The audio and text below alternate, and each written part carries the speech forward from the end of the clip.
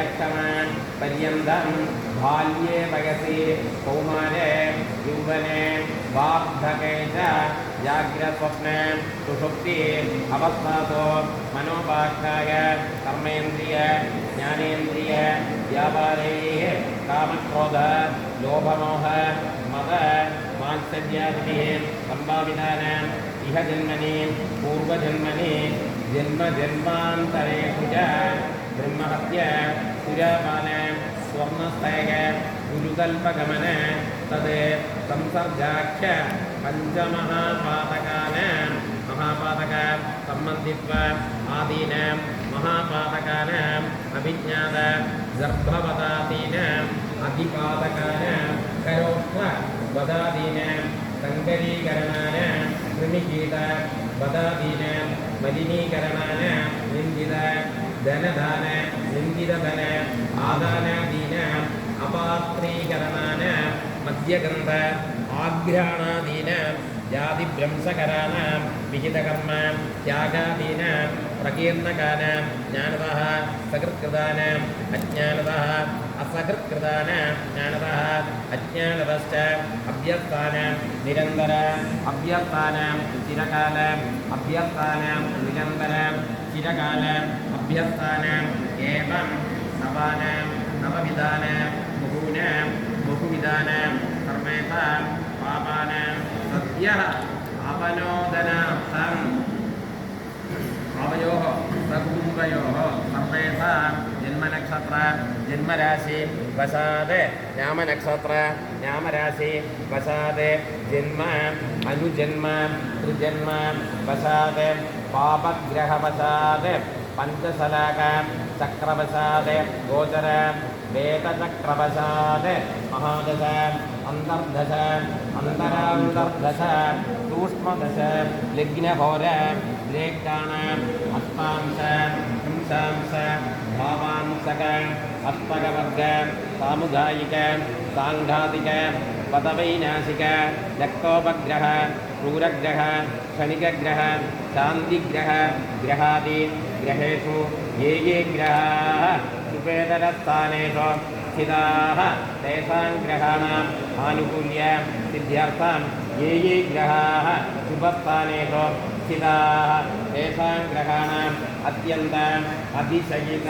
शुभफल प्रदातृत्व सिद्ध्यर्थं दिव्यभूम अन्तरिक्षात् उत्पाद्यमान दुर्भिक्ष दुर्व्यसन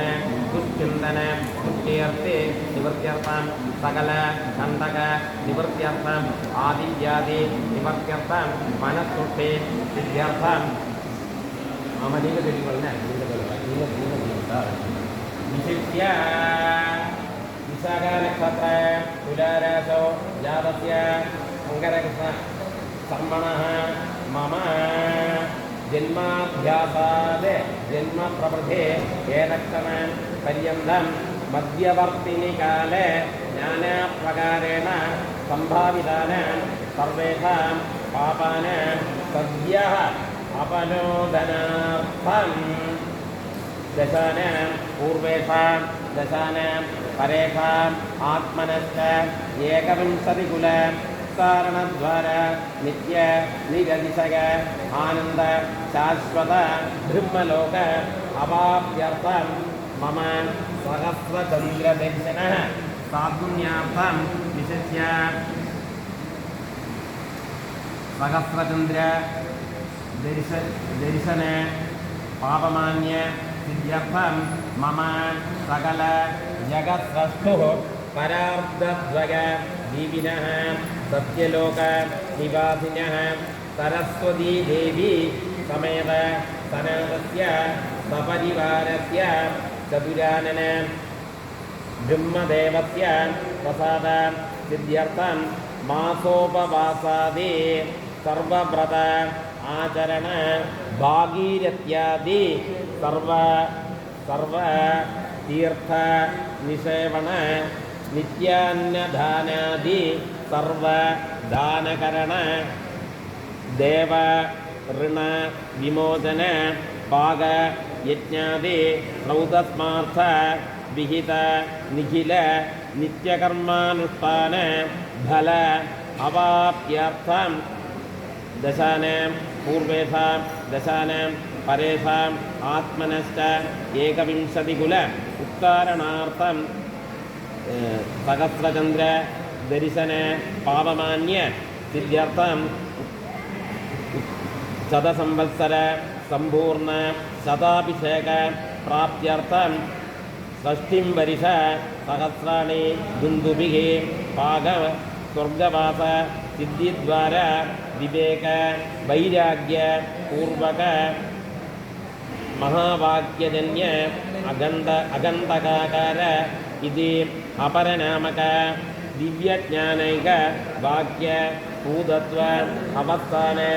दक्षिण परम पुरुषार्थ कैवल्य पदप्राप्त्यर्थं सरस्वती समेत ब्रह्म प्रसाद सिद्ध्यर्थं प्रजापति परमेष्टि हिरण्यगर्भ चतुर्मुख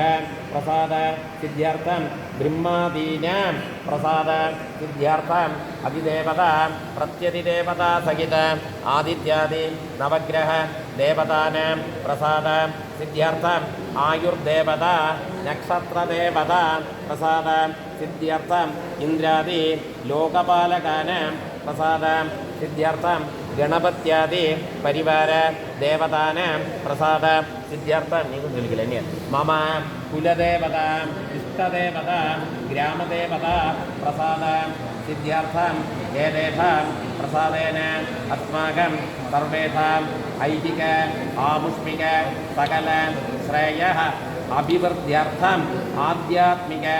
आदिभौतिक आदिदैविक नवनवजनित तापत्रय निवृत्त्यर्थम् इष्टकाम्यार्थ सिद्ध्यर्थं भगवते पादारविन्दयोः अचञ्चल निष्कपट भक्तिसिद्ध्यर्थं तद्वारा परम पुरुषार्थ सिद्ध्यर्थं एभिः ब्राह्मणैः सह कल्पोक्त प्रकारेण आचार्यमुखेन साच्याङ्ग उदीच्याङ्ग गोदान नान्दीश्राद्ध वैष्णवश्राद्ध दशदान फल ताम्बूलदान सहितं उमामहेश्वर प्रीतिकर रुद्राभिषेक सहितं आर्द्रवस्त्र दान सहितम् एवं साङ्गोपाङ्गं ब्रह्मादीनां परिपूर्ण अनुग्रह सिद्धिप्रदं मम सदाभिषेकाख्य महाभिषेकं कर्म कर्तुं योग्यता सिद्धिम् अनुगृहाण योग्यता सिद्धिरस्तु।